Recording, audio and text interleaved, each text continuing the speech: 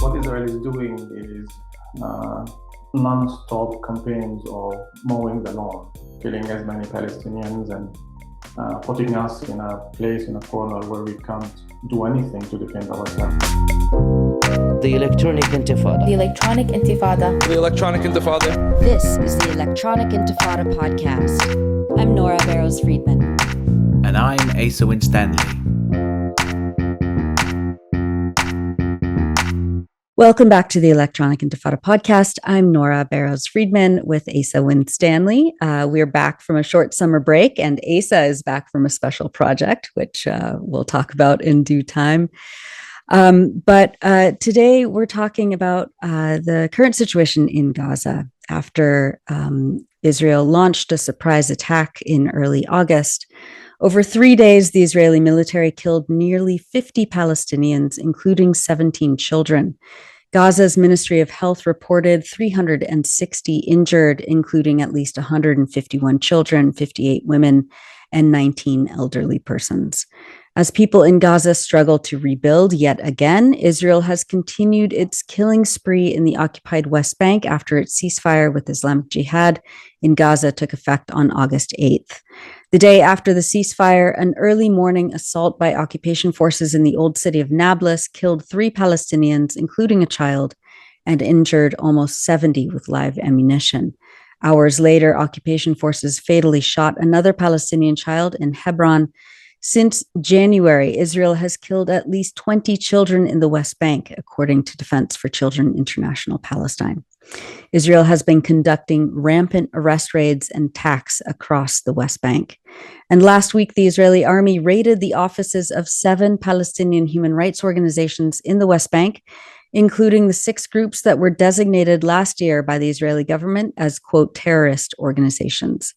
According to Al-Haq, a Palestinian human rights group, the Israeli military entered the Ramallah area at 3 a.m. on August 18th and raided its offices, as well as those of Adamir, the Bisan Center for Research and Development, Defense for Children International Palestine, the Union of Agricultural Work Committees, and the Union of Palestinian Women's Committees. A 7th organization, the Union of Health Work Committees, was also reportedly raided that same night.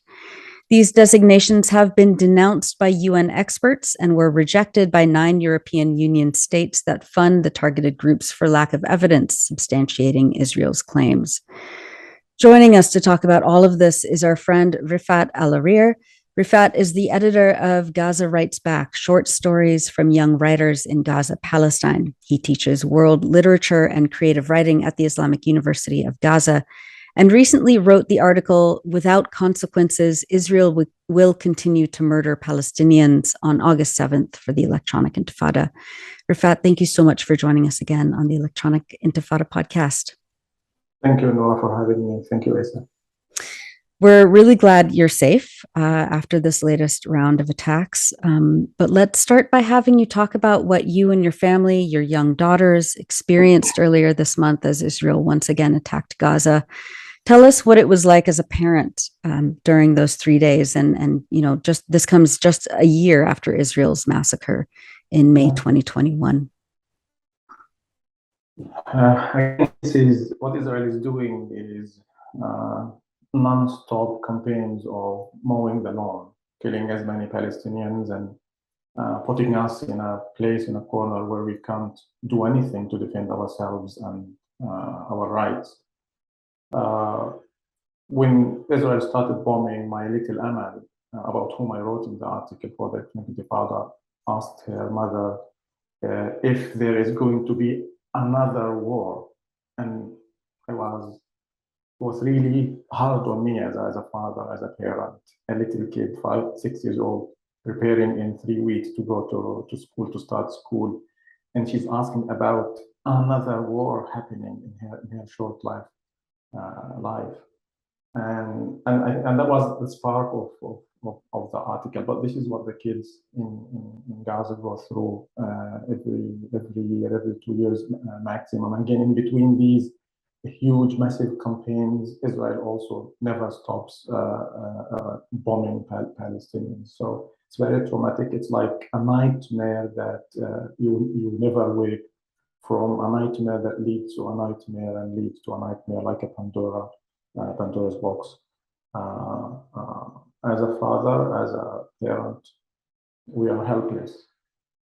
We don't know what to do. We can't find a solution for this. Tell us a little bit about what it's been like in the aftermath of those 3 days, and how your daughters did they eventually go to school? I mean, what is it like trying to kind of live your normal life after so much destruction and so much terror and the nightmares that you just mentioned? Usually there is no, like I said, there is no normal in Gaza. We never have normal days, because even when we go back to the siege, to the occupation, to dying slowly, to lacking electricity, lacking power, lacking even sometimes basics for food, for books, sometimes, and school materials. Sometimes clothes with Israel, sometimes tightening the news and closing the borders and not allowing Palestinian cancer patients and others to go to seek treatment. The aftermath is usually no bombs, but a lot of talks about what happened and how things happened. And you are always forced to listen to the little ones talking about the bombs and what happened and who was afraid, who wasn't afraid. Sometimes kids try to prove that they were, heroes despite what happens during the bombings. Usually there are screams, there are tears. You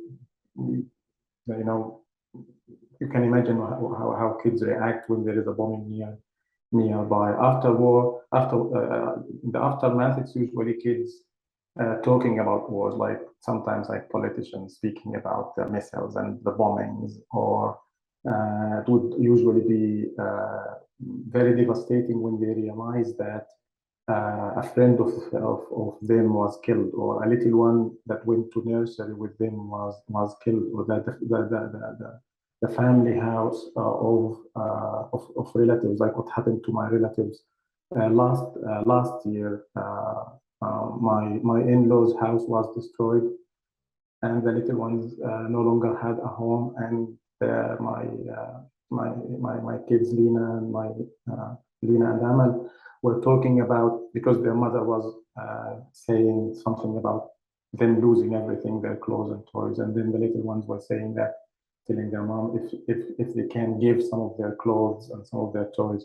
So there is usually, after the wars, after the Israeli attacks and onslaughts, there is a lot of pain, a lot of trauma, and there is a lot of this, I would say, this poetic reaction from kids. You don't want them to be, you want your kids to be generous. You want them to be selfless, but you don't want them to be talking about war in the context of war. You love your kids when they share their sweets or their clothes or their toys with other kids when they hang around. But when this happens, it's so sweet, so beautiful, but at the same time, it's that kind of sweetness and beauty you don't want. Yeah, absolutely.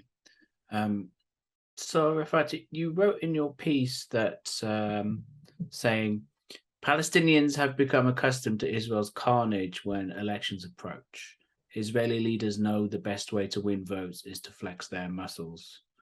And I think that is, it was particularly clear in this round of violence, this Israeli assault, this particular Israeli assault against Gaza, because there was no pretext. There was nothing that they could say that, oh well, the Palestinian fighters started firing at us first. Even though that's always bogus anyway, just because of the very nature of Israel. But in this, it was they called it I think they called it a preemptive action, preemptive strike kind of thing. So there was no, it just seemed particularly acute, that it was just particularly cynical, and it was particularly premised on the upcoming Israeli elections. So there's that factor, as you put in your piece, but you also say it's wrong to assume that Israel only kills when elections are on the horizon, and that these regular killings are part of a 100-year strategy to eliminate Palestinians despite political theatre. So could you talk about that a little? The Israeli society is a highly militarized society, maybe more than the American society. In 2014, I remember, more than 2,400 people were massacred, and many Israelis were on top of certain hills around Gaza, looking at the bombs falling. It was like a theater described by American correspondents. There was a poll, I think, the article was published on Vice, talking about more, I think, 94% of Israeli Jews supporting the ongoing massacres and destruction of Gaza. So the Israeli politicians and leaders, they know this. They know this very well. They know how to win votes. They know how to win seats. They know how to do it by killing Palestinians, by making our life miserable, by proving that. It was Bennett who said, I killed Arabs, I'm proud of it. Because he knows, despite, this could resonate horribly around globally, but they don't care about the public opinion. They don't care about, because there will not be punishment. There will not be consequences for what they do. And I remember when this campaign started, I was one of the people who posted that, there is an Israeli election coming, and people want to show to flex their muscles by killing Palestinians. And then there were so many people talking about this, Israeli journalists, even non-Palestinians, pro-Palestinians, and others. But for Palestinians, we've been suffering for decades under this brutal military regime, military rule. Whether there are elections or not, we're exposed to Israeli killing machines. We're killed day and night. We're being suffocated. And even if Israel is not killing us, shedding our blood, we're being suffocated. When you can't travel, I know people in Gaza people who die because they can't go to the West Bank or to Jerusalem because they will get arrested at areas because 30 years ago they threw stones at Israeli military jeeps, or because a family member was a freedom fighter. So the reality on the ground that sadly not many people see is that they're 24/7. Israel is killing us, suffocating us, shedding our blood. And for many people, this slow death that happens is even worse in so many ways. At least when Israel starts a war, many people start paying attention. And even when we talk about truce or Allah or ceasefire, it never stops because, like Nora said, in less than a day after the truce, Israel killed 3 Palestinians and injured many. I think 2 of them were succumbed to their wounds, one of them today. So the reality is that Israel kills more when there are elections at the horizon, but Israel is always killing Palestinians and suffocating them. Yeah, and part of that suffocation is the siege, the blockade, 15-year-old blockade. Can you talk about how that kind of punctuates, you were talking earlier about there's no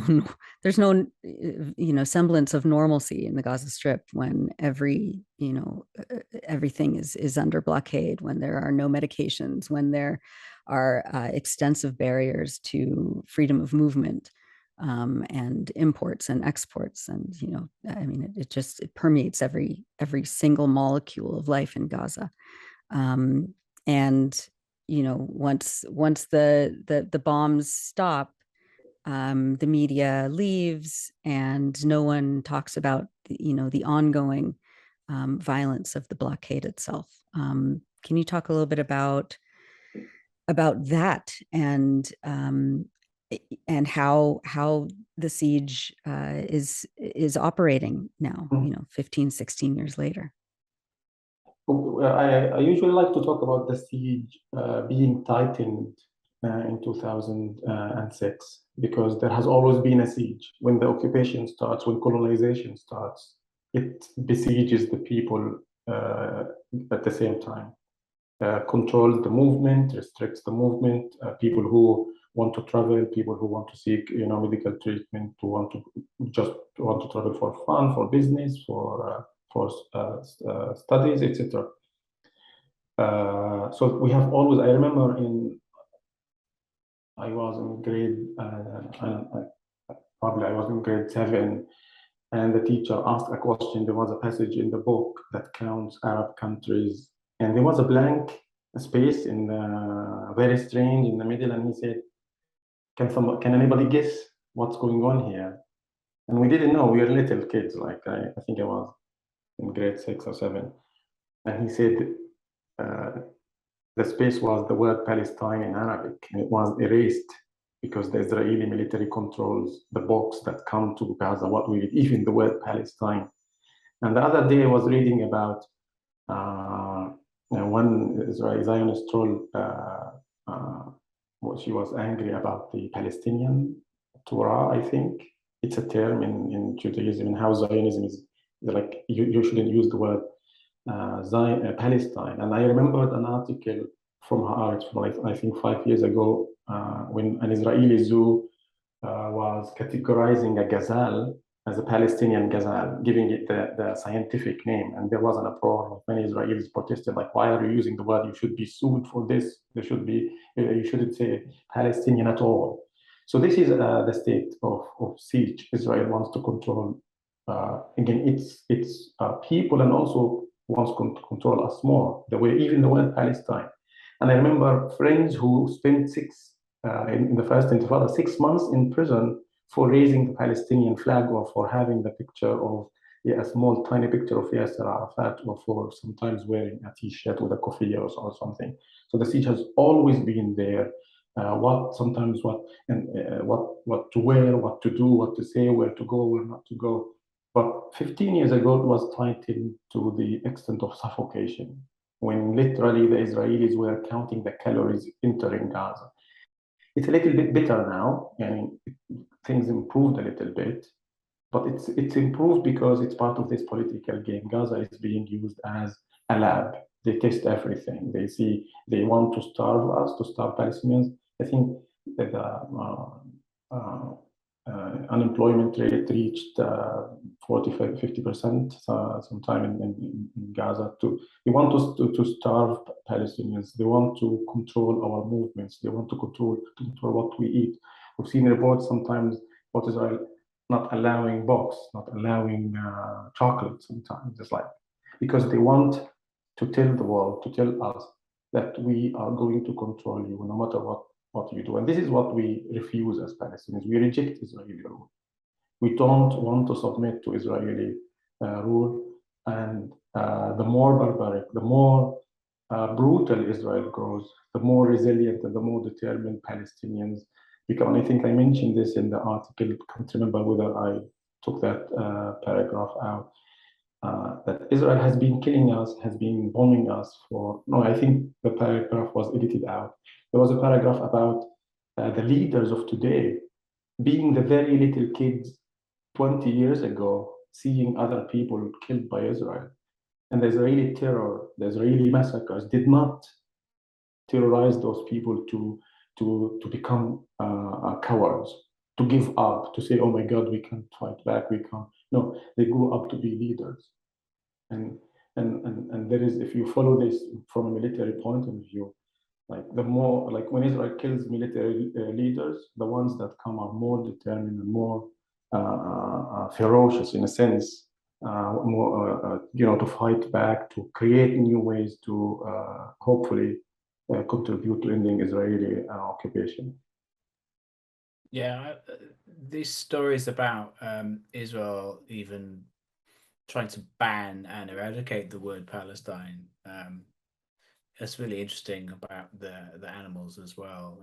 I remember so many different stories about this. Like the word Palestine is just such a threat to them. Like they consider it to be such a threat to them, and it's like I don't know. It's bizarre, like to even remove it from textbooks like this.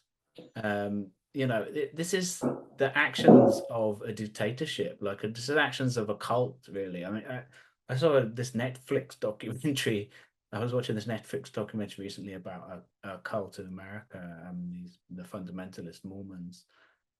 As it became more and more extreme, they began sort of the leader began sort of trying to eradicate scientific learning, and they would go through and they would cut out the pages of books that when it basically anything that went against his teachings, and here's Israel doing the same thing to Palestinians to try and eradicate Palestine. Yeah, it shows what I mean. Yeah. Well, it shows how threatened and they know, like there's a whole, I mean, you can get into the psychology of Zionism. Usually the stories in the Sheikh Jarrah with the balloons and Israeli soldiers really yeah. to bring down a bunch of balloons. It's like, what the hell are you doing? Yeah. I think there was, like, speaking about how Israel trying to understand this, there was, I think, a military attack by Palestinian resistance on Gaza's fence when they put a Palestinian flag and it was booby-trapped. Right. And then the soldier, nonchalantly took it and he wanted to throw away and it was, oh my God. And sometimes it's like, it backfires. If you hate the flag this much, like, okay, you need to pay the price sometimes. Mm-hmm. It's amazing. And yeah, I mean, you're an educator, you're a professor at the university, and you do a lot of literature, but you also do media criticism, at least on Twitter. Not only is the establishment media ignoring the siege, the blockade, but it doesn't retract or issue corrections when information comes out about Israel's obvious culpability in certain attacks. For example, the Israeli military admitted it killed 5 Palestinian children in Gaza in one of the many attacks, after initially lying that the atrocity was caused by an Islamic Jihad rocket that fell short. The explosion took place on August 7th at the Fallujah cemetery west of Jabalia refugee camp in northern Gaza. These children were apparently visiting the grave of their grandfather, and Israel dropped a missile. Can you talk about the impunity of Israel and the so-called international community's absolute silence and complicity with this kind of violence, and really how the media kind of absolves Israel of any responsibility as well? I think when it comes to Palestinians, we have long given up on the international community, on America or Europe, because these are the very people protecting Israel and sending Israel the weapons. In 2014, when Israel ran out of some kind of shells, I think they just opened the doors to American store warehouses inside occupied Palestine, and they took as many as they wanted, because America is here to protect Israel. And we see how Israel is even interfering in American politics, but no one wants to talk about that either. So on the Palestinian, the public opinion is that there is no way that officially America is going to do anything or Europe is going to interfere. All they can do is just lip service. And the media is complicit, sadly. The media is complicit. We've seen how even attempting to support Palestine, like we've seen what happened with Ilhan Omar, for example, or Rashida Tlaib, how they are viciously attacked by American pundits on CNN and everywhere, accused of being anti-Semitic. The Palestinians have realized this long ago, and we are sad that the Palestinian official, representatives still try to find a way among these, supporters to find help, and help is not going to come. The only help that comes is the one that wants the Palestinian Authority to control us by proxy. Israel can no longer be inside Gaza, or cannot be inside the West Bank 24/7, especially in areas where there are, resistance growing every day. So you get the money, you carry the weapons, you protect us. So when it comes to the official, again, media, this is how most people feel. But we are very hopeful that on the grassroots, the organizations, the unions, the people who vote can say something. We've seen this in 2014 and even in 2021 during the COVID pandemic. People took to the street.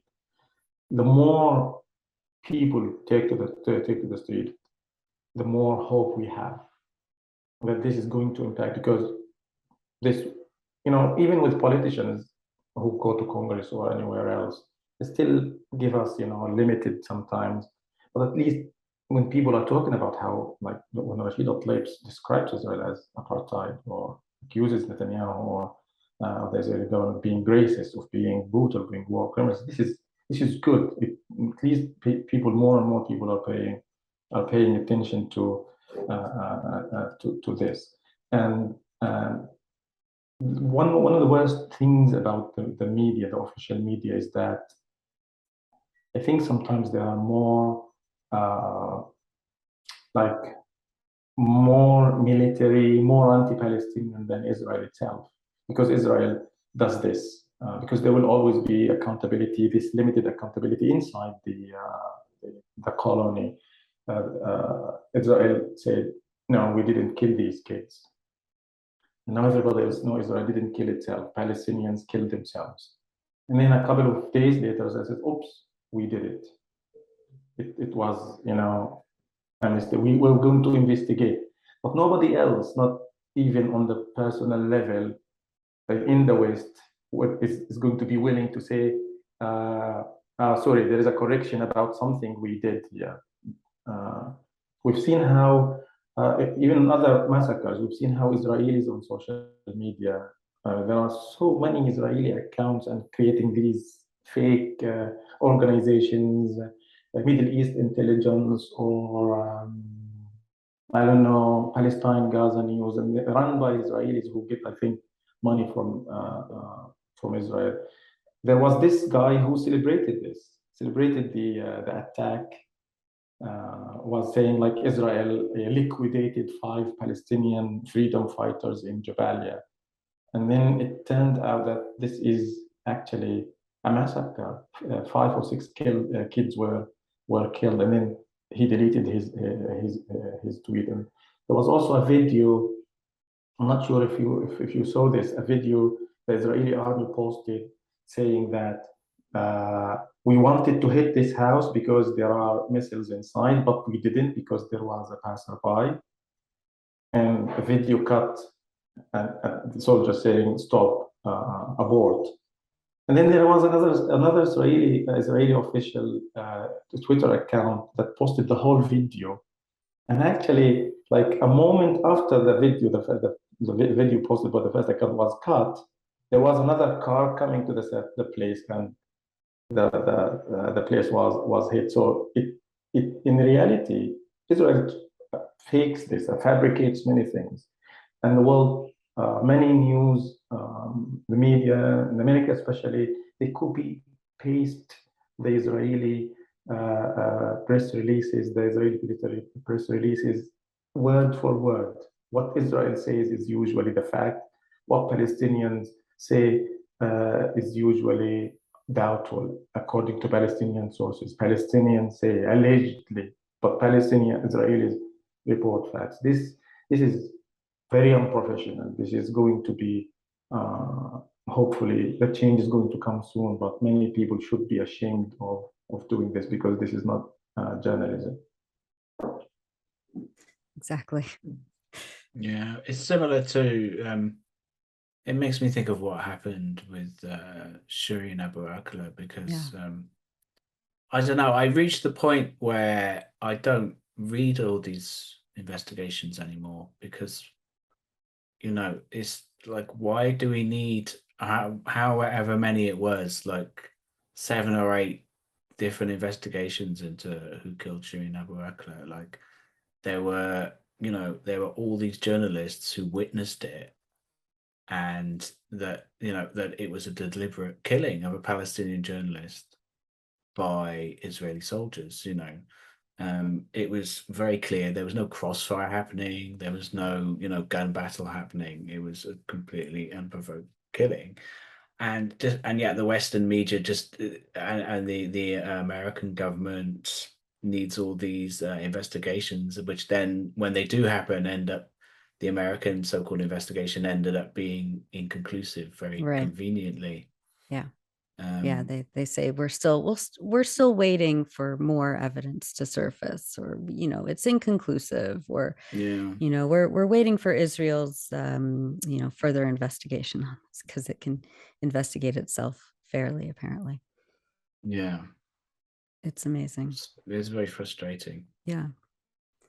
And meanwhile, we have the attacks on human rights organizations that are documenting these war crimes and have forensic evidence and all the reports that would be needed to prove Israel's responsibility and culpability in these kinds of attacks. Michael Svard, an Israeli lawyer representing some of the designated, the groups that that the Israeli government designated as terrorist, said that the attacks on the organizations last week was motivated out of, quote, desire to frustrate the International Criminal Court investigations. And Benny Gantz, as we've reported many, many times, the Israeli defense minister who imposed the designations, is a person of interest in the court's probe over his role in Israel's targeting of civilians during its attacks on Gaza. So there is a direct link between what the Israeli government wants to cover up and what these organizations are trying to reveal and prove to the international court where Israel could be held accountable. Can you talk about what, I know this happened in the West Bank and you're in Gaza, but there are field offices in Gaza that are affiliated with these organizations. Can you talk about some of the reverberations that have happened since those attacks? And this really, sorry to butt in, but this relates to what you wrote in your piece that we mentioned earlier as well, Refaat, about the Israeli leaders knowing about the best way to win votes is to flex their muscle and flex their muscles, because Benny Gantz, the very same guy who has outlawed these organizations as human rights organizations documenting war crimes as terror designations, is basically trying to protect himself. Because he was the very same guy who had a election advert in one of the last few elections, threatening to send Gaza back to the Stone Age. Right. So it all ties up. Exactly. This is in many ways, like, I don't know, sometimes it's frustrating talking about this because it doesn't matter sometimes what we say. It doesn't matter what Palestinians say. It's we keep shouting and screaming and reporting and all over social media. There are hundreds of Palestinians and pro-Palestinians, thousands of them out there exposing Israel. And Israel knows that no matter how many of its crimes and massacres, recently we've seen many of the Israeli crimes committed in the late 40s, early 50s against Palestinians in Tantura here and there. Israel doesn't care. So that is very interesting because there is a lot of immunity. Israel kills with immunity. Israel knows it's not going to be held to account by anybody. No ICC, Not even, there, like 20 years ago, there were reports about how America should, slap Israel on the wrist like a little kid. But even now, it doesn't matter because Israel is growing more ferocious. Israel is influencing American politics. APAC was bragging yesterday that 98% of the people they supported won the primaries, and this is incredible. Spending over $20 million, so that there are even choosing people like supporting people who endorsed the attack against the Congress in Washington.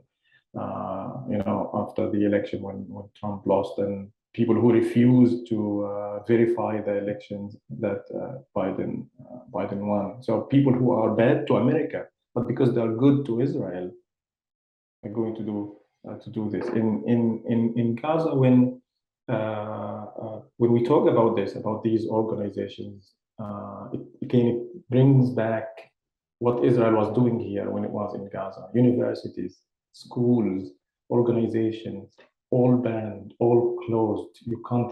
The university where I studied and where I work, I teach now, was closed for years in the late 80s and early 90s, like for 2-3 years. So it's just a university. Classes teaching people English, Arabic, chemistry, another, because Israel does want, like I said in the beginning, Israel wants to control every tiny little aspect of our lives, whether this harms Israel or not, whether this exposes Israel or not.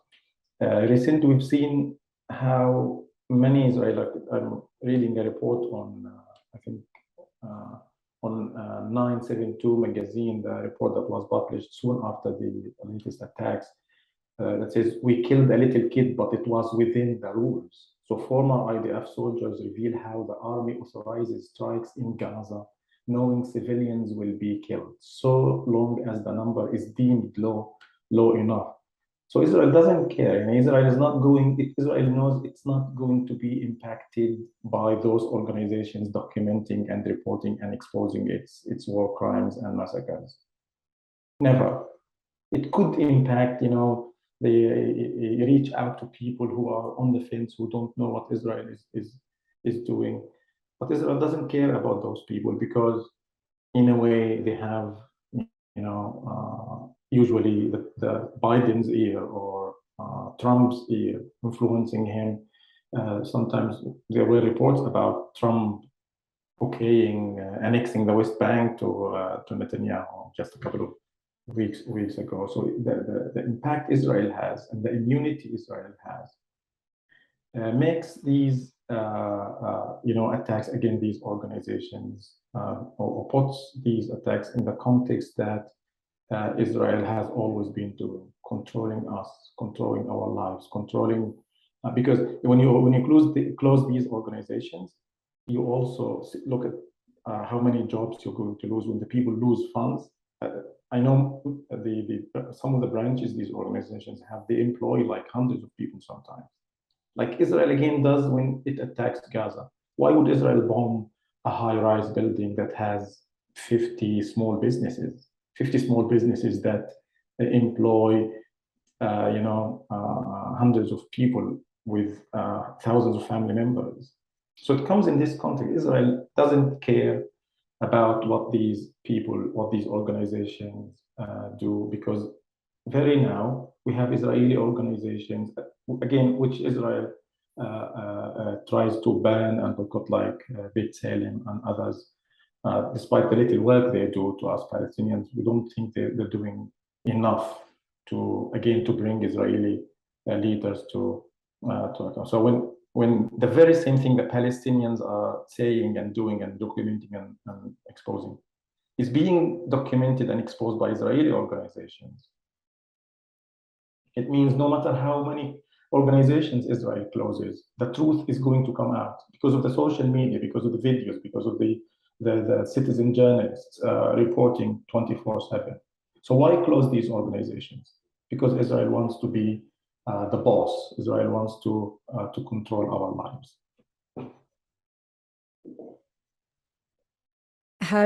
Finally, how do you talk about this with your young kids? How do you kind of repair over and over again these wounds? And you know, and the children, the other children in your family and your neighborhood. I mean, how do you keep moving forward under these conditions?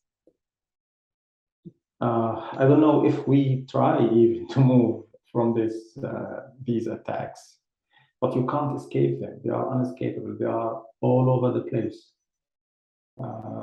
Every time buildings are destroyed, kids lose loved ones, parents lose kids, and if you don't talk to your kids about them, they will know, because they know that. I can't remember which one of my daughters was asking my wife why Hamza doesn't have a father. Where is his father?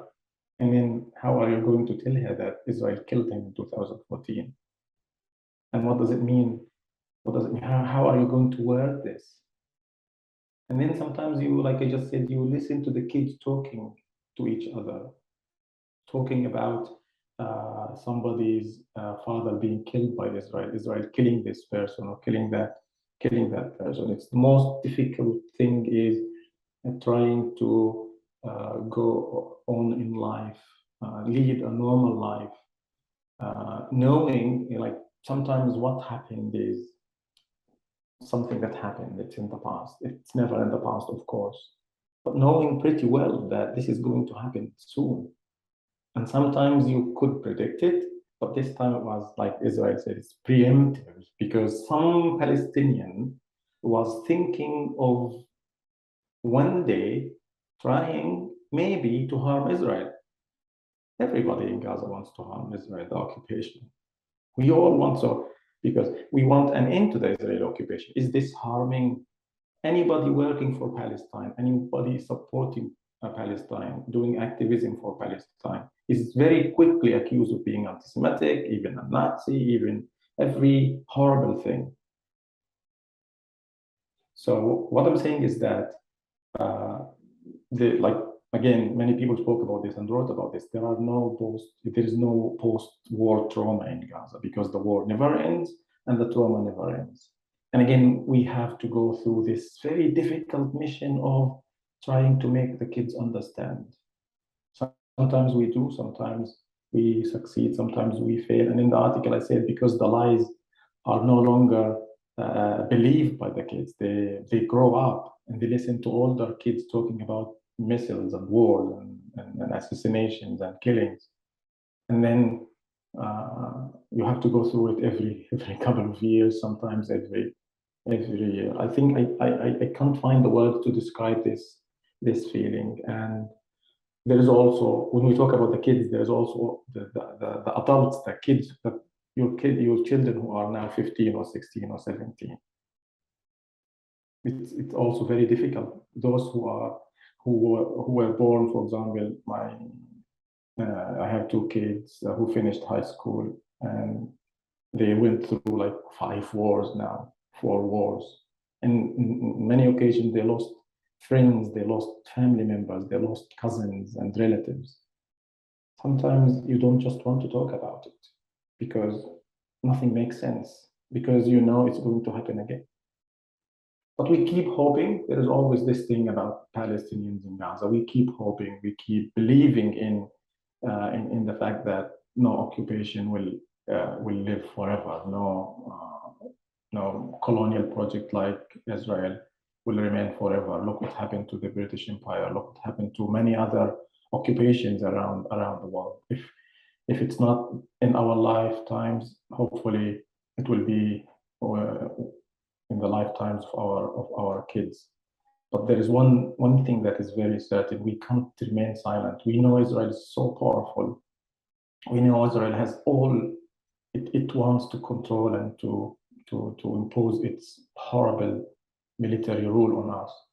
But we can't just stand or remain silent, because we know in the future people will look back and say thank you for doing what you could, and let's continue the struggle until Palestine is free.